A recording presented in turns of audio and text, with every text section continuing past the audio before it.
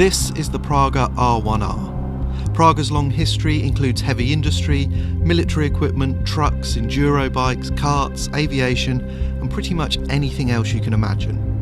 But this exquisitely built carbon fibre creation is their first road car in 68 years. Built in Slovakia, derived from a race car and priced at around £150,000, it tests the definition of road car to the absolute limit. It's quite a test for the driver too. Okay, so here we are in Praga's first road car for 68 years, the R1R. Can you tell it's a road car? Yeah, I tend to dress like this every day when I'm driving. So what can I tell you about it? Well, it is a road car. We will drive it in the future on the road, but for our first taste it seemed a bit perverse not to come to a really good racetrack and try and understand the potential of this car. We're running track day type tyres, not slicks.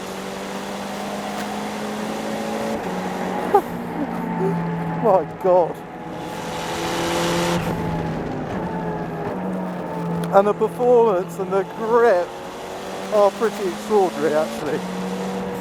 Through the fast turns, the level of downforce is fantastic. But boy, it takes a bit of building up to. The engine supplied by Renault Alpine, it's basically a Formula Renault 2.0 engine, but then Praga turbocharged. It's their own system. It's 330 horsepower. This car weighs 700 kilos, the race car. So it rips along. It really rips along. But it's not the straight line performance really that is mad. It is like all of these track-based stroke race cars. It's the way you can stop and the way you can turn. This car's running a lot higher ride height than the race car that we've also had here and had a chance to drive. So it's got significantly less downforce. But holy moly, it's still got a lot. It's so tricky through the craners, not because it hasn't got the grip, it has. But the front of the car's so pinned by the aero, it makes the steering rack feel incredibly quick. It's almost like you don't have to steer at all. And that's a bit freaky, to be honest with you.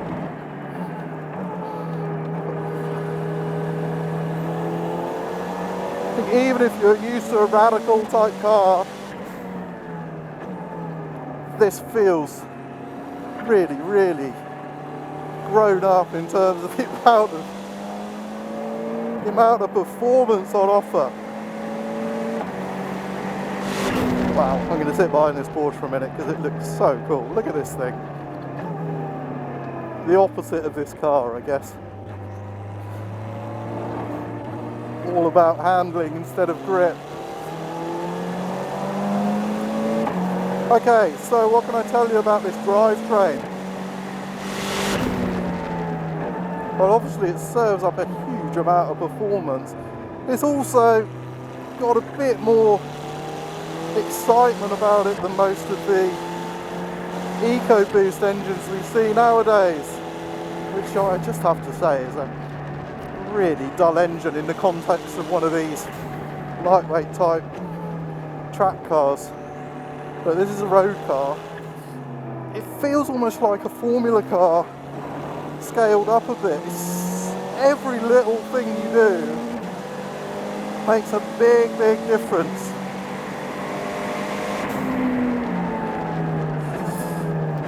To the balance, and that means it's quite a tricky thing initially to get your head around because you feel like every mistake you make is magnified.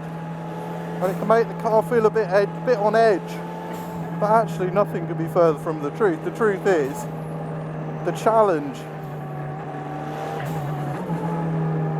is to actually drive near to its limits and feel like you're challenging it to do something. And I think that'll take time. in that respect, I don't think it's quite as friendly or feelsome initially as a Radical, which are amazing because they're high downforce cars, but you really feel where the rear of the car is all the time. You don't feel afraid to slide them. This I would be a little bit less keen to get some big oversteer. So, but as a car to teach you about precision, a car to build up to and understand, get the hang of downforce, and that's mighty, absolutely mighty. But I would say it's definitely exciting. It's got a unique feel.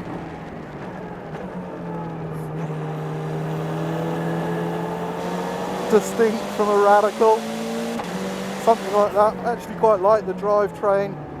Doesn't feel heavy. I was worried it would feel heavy hanging out there, a big 2-litre turbo, but not at all. It's just a lot of fun, requires a lot of learning, and boy, you've got to be committed to track days to want something like this, but if you are, you're going to have fun in it, there's no doubt about that. It's an intense, intense little car. It really is quite a thing.